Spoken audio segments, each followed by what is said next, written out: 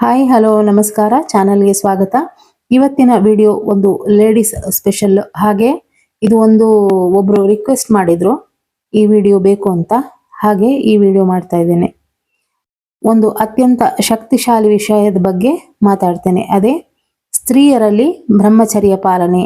ಇದರ ಬಗ್ಗೆ ಶಾಸ್ತ್ರಗಳಲ್ಲಿ ಹೇಳುವ ಪ್ರಕಾರ ಒಬ್ಬ ಮಹಿಳೆ ತನ್ನ ಶಕ್ತಿಯನ್ನ ಸಂಪೂರ್ಣವಾಗಿ ನಿಯಂತ್ರಣದಲ್ಲಿಟ್ಟರೆ ಅವಳಷ್ಟು ಶಕ್ತಿಶಾಲಿ ಜಗತ್ತಿನಲ್ಲಿ ಯಾರು ಇರಲಾರರು ಅಂತ.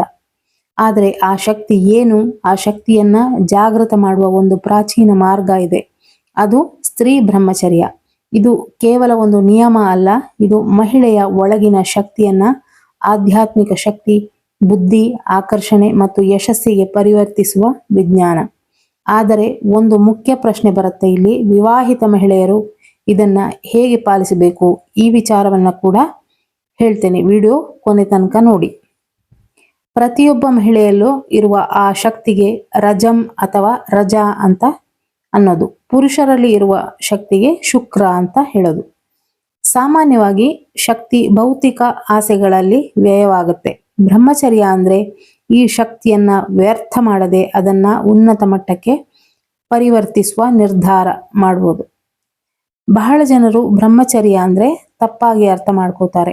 ಕೆಲವರು ಯೋಚಿಸೋದು ಬ್ರಹ್ಮಚರ್ಯ ಅಂದ್ರೆ ವಿವಾಹ ಆಗದೇ ಇರೋದು ಅಥವಾ ಶಾರೀರಿಕ ನಿಯಂತ್ರಣ ಅಂತ ಅನ್ಕೋತಾರೆ. ಆದರೆ ಯೋಗ ಮತ್ತು ಉಪನಿಷತ್ತುಗಳ ಪ್ರಕಾರ ಬ್ರಹ್ಮಚರ್ಯ ಅಂದ್ರೆ ತನ್ನ ಒಳಗಿನ ಶಕ್ತಿಯನ್ನ ವ್ಯರ್ಥ ಮಾಡದೆ ಅದನ್ನ ಉನ್ನತ ಗುರಿಗಳಿಗೆ ಬಳಸೋದು. ಮಾನವನೊಳಗೆ ಒಂದು ಮಹಾ ಶಕ್ತಿ ಇದೆ.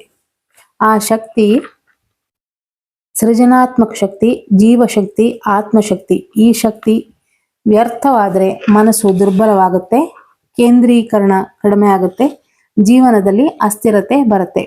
ಆದರೆ ಈ ಶಕ್ತಿ ಸುರಕ್ಷಿತವಾಗಿದ್ರೆ ಮನಸ್ಸು ಶಾಂತವಾಗಿರುತ್ತೆ, ಚಿಂತನೆ ಸ್ಪಷ್ಟವಾಗುತ್ತೆ, ವ್ಯಕ್ತಿತ್ವ ಪ್ರಭಾವಶಾಲಿ ಆಗುತ್ತೆ. ಭಾರತೀಯ ಆಧ್ಯಾತ್ಮಿಕ ಪರಂಪರೆಯಲ್ಲಿ ಮಹಿಳೆಯರನ್ನ ಕೇವಲ ವ್ಯಕ್ತಿ ಅಂತ ನೋಡೋದಿಲ್ಲ, ಅವಳನ್ನ ಶಕ್ತಿ ಸ್ವರೂಪ ಅಂತಾನೆ ನೋಡ್ತಾರೆ. ಒಂದು ವಾಕ್ಯ ನೀವೆಲ್ಲ ಹೇಳೋದು ಕೇಳಿರ್ತೀರಿ, ಶಕ್ತಿ ಇಲ್ಲದೆ ಶಿವ ಕೂಡ ಶವ ಅಂತ. ಅಂದ್ರೆ ಶಕ್ತಿ ಇಲ್ಲದೆ ಯಾವುದೇ ಸೃಷ್ಟಿ ಕಾರ್ಯ ಸಾಧ್ಯವಿಲ್ಲ. ಮಹಿಳೆಯೊಳಗಿನ ಶಕ್ತಿ 3 ರೂಪಗಳಲ್ಲಿ ಕಾಣ್ತವೆ: ಇಚ್ಛಾಶಕ್ತಿ, ಜ್ಞಾನಶಕ್ತಿ, ಕ್ರಿಯಾಶಕ್ತಿ. ಈ 3 ಶಕ್ತಿಗಳು ಜಾಗೃತವಾದಾಗ ಮಹಿಳೆಯ ಜೀವನ ಸಂಪೂರ್ಣವಾಗಿ ಬದಲಾಗುತ್ತೆ. ಬ್ರಹ್ಮಚರ್ಯದಿಂದ ಬರುವ ಶಕ್ತಿ ಏನು? ಒಬ್ಬ ಮಹಿಳೆ ತನ್ನ ಶಕ್ತಿಯನ್ನ ಜಾಗೃತವಾಗಿ ಸಂರಕ್ಷಿಸಿದಾಗ ಅವಳಲ್ಲಿ ಕೆಲವು ಅಸಾಧಾರಣ ಬದಲಾವಣೆಗಳು ಕಾಣಿಸುತ್ತೆ. ಮೊದಲನೆಯದು ಮನಸ್ಸಿನ ಶಕ್ತಿ, ಅವಳು ಹೆಚ್ಚು ಸ್ಪಷ್ಟವಾಗಿ ಯೋಚಿಸಬಲ್ಲಳು. ಎರಡನೆಯದು ಆತ್ಮವಿಶ್ವಾಸ, ಅವಳು ಯಾರಿಗೂ ಭಯಪಡೋದಿಲ್ಲ. ಮೂರನೆಯದು ಮ್ಯಾಗ್ನೆಟಿಕ್ ಆಕರ್ಷಣೆ, ಅವಳ ವ್ಯಕ್ತಿತ್ವದಲ್ಲಿ ಒಂದು ಅಚ್ಚರಿಯ ಆಕರ್ಷಣೆ ಮೂಡುತ್ತೆ. ಜನರು ಸಹಜವಾಗಿ ಅವಳ ಕಡೆಗೆ ಆಕರ್ಷಿತರಾಗ್ತಾರೆ. ಸಾಮಾಜಿಕವಾಗಿ ಹೆಣ್ಣು ಅಂದ್ರೆ ಒಂದು ಸಂಸಾರ ನಡೆಸಿಕೊಂಡು ಹೋಗುವುದು ಎಂಬುದು ನಮ್ಮ ತಲೆಯಲ್ಲಿ ತುಂಬಿದ್ದಾರೆ. ಅದಕ್ಕೆ ಸರಿಯಾಗಿ ಮಧ್ಯದಲ್ಲಿ ಬಂದಂತಹ ಗುರುಗಳು ಎಂದು ಹೇಳಿಕೊಳ್ಳುವ ಕೆಲವರಿಂದ ಹೆಂಗಸರು ಪೂಜೆ ಮಾಡಬಾರ್ದು, ಹೆಂಗಸರು ಮಂತ್ರ ಹೇಳಬಾರದು, ಹೆಂಗಸರು ಸಾಧನೆ ಮಾಡಬಾರ್ದು, ಈ ತರ ವಿಚಾರಧಾರೆಯನ್ನ ಹೇಳಿದ್ದಾರೆ. ಆದರೆ ಆ ತರದ ಯಾವುದೇ ರೆಸ್ಟ್ರಿಕ್ಷನ್ಸು ಇಲ್ಲ. ಎಲ್ಲರೂ ಜಪ, ತಪ, ಪೂಜೆ, ಸಾಧನೆ ಎಲ್ಲ ಮಾಡಬಹುದು. ಇನ್ನು ವಿವಾಹಿತ ಮಹಿಳೆಯರು ಬ್ರಹ್ಮಚರ್ಯವನ್ನ ಹೇಗೆ ಪಾಲಿಸಬೇಕು? ಇದು ಬಹಳ ಜನರಿಗೆ ಗೊಂದಲ ಉಂಟು ಮಾಡುವ ವಿಷಯ. ಒಂದು ಸತ್ಯ ತಿಳ್ಕೋಬೇಕು ಇಲ್ಲಿ, ಬ್ರಹ್ಮಚರ್ಯ ಅಂದ್ರೆ ವಿವಾಹವನ್ನ ತ್ಯಜಿಸೋದು ಅಲ್ಲ. ವಿವಾಹಿತ ಮಹಿಳೆಯರಿಗೆ ಬ್ರಹ್ಮಚರ್ಯದ ಅರ್ಥ ಸಂಬಂಧವನ್ನ ಪವಿತ್ರವಾಗಿ ನಡೆಸುವುದು, ಅತಿಯಾದ ಆಸೆಗಳಲ್ಲಿ ಶಕ್ತಿಯನ್ನ ವ್ಯರ್ಥ ಮಾಡದೇ ಇರುವುದು, ಮನಸ್ಸನ್ನು ಸದಾ ಇಂದ್ರಿಯ ಸುಖಗಳ ಕಡೆಗೆ ಓಡಿಸದಿರುವುದು. ಯೋಗದಲ್ಲಿ ಇದನ್ನ ಗೃಹಸ್ಥ ಬ್ರಹ್ಮಚರ್ಯ ಅಂತ ಹೇಳ್ತಾರೆ. ಯೋಗದಲ್ಲಿ ಈ ತರ ಉಲ್ಲೇಖ ಇದೆ ಯೋಗಶಾಸ್ತ್ರದಲ್ಲಿ. ಅಂದ್ರೆ ನಮ್ಮ ಸಂಸಾರದ ಜವಾಬ್ದಾರಿಯನ್ನ ಮರೆಯದೆ, ಸಂಸಾರ ಧರ್ಮದಂತೆ ಸಂಬಂಧ ಇರಬಹುದು, ಆದರೆ ಮನಸ್ಸು ಸಂಪೂರ್ಣವಾಗಿ ಆಸಕ್ತಿಗಳಲ್ಲಿ ಮುಳುಗಿರಬಾರದು. ಈ ಸ್ಥಿತಿಯಲ್ಲಿ ಮಹಿಳೆ ಮಾನಸಿಕವಾಗಿ ಬಲವಾಗ್ತಾಳೆ, ಆಧ್ಯಾತ್ಮಿಕವಾಗಿ ಬೆಳೀತಾಳೆ, ಕುಟುಂಬವನ್ನ ಸಮತೋಲನದಲ್ಲಿ ಇಡ್ತಾಳೆ. ಇಲ್ಲಿ ಒಂದು ದೊಡ್ಡ ತಪ್ಪು ಕಲ್ಪನೆ ಇದೆ. ಬಹಳ ಜನರು ಯೋಚಿಸೋದು, ಆಸೆಗಳನ್ನ ತಡೆ ಹಿಡಿದ್ರೆ, ಸಪ್ರೆಸ್ ಮಾಡಿದ್ರೆ ಅದು ಬ್ರಹ್ಮಚರ್ಯ ಎಂಬುದಾಗಿ. ಆದರೆ ಅದು ಸತ್ಯ ಅಲ್ಲ. ಆಸೆಗಳನ್ನು ಒತ್ತಿ ಹಿಡಿದ್ರೆ ಮನಸ್ಸಿನಲ್ಲಿ ಒತ್ತಡ ಹೆಚ್ಚುತ್ತೆ, ಕೋಪ ಹೆಚ್ಚಾಗುತ್ತೆ, ಮಾನಸಿಕ ಅಶಾಂತಿ ಉಂಟಾಗುತ್ತೆ. ಅದಕ್ಕಾಗಿ ಯೋಗಶಾಸ್ತ್ರಗಳು ಹೇಳೋದು ತಡೆ ಹಿಡಿಯುವುದಲ್ಲ, ಬದಲಾಗಿ ಆ ಶಕ್ತಿಯನ್ನ ಪರಿವರ್ತಿಸೋದು ಎಂಬುದಾಗಿ. ಯಾವುದಕ್ಕೆ ಪರಿವರ್ತಿಸೋದು ಅಂತ ನೋಡಿದ್ರೆ ಧ್ಯಾನಕ್ಕೆ, ಜ್ಞಾನಕ್ಕೆ, ಕಲೆಗಳಿಗೆ, ಸೇವೆಗೆ, ಆಧ್ಯಾತ್ಮಿಕ ಸಾಧನೆಗೆ, ಆತ್ಮ ಜಾಗೃತಿಯ ಸಾಧನೆಗೆ. ಹೀಗೆ ಆ ಶಕ್ತಿಗೆ ಬೇರೆ ದಾರಿಯನ್ನ ತೋರಿಸುವುದೇ ಬ್ರಹ್ಮಚರ್ಯ. ಶಾಸ್ತ್ರಗಳಲ್ಲಿ ಒಂದು ಮಾತು ಉಲ್ಲೇಖವಿದೆ.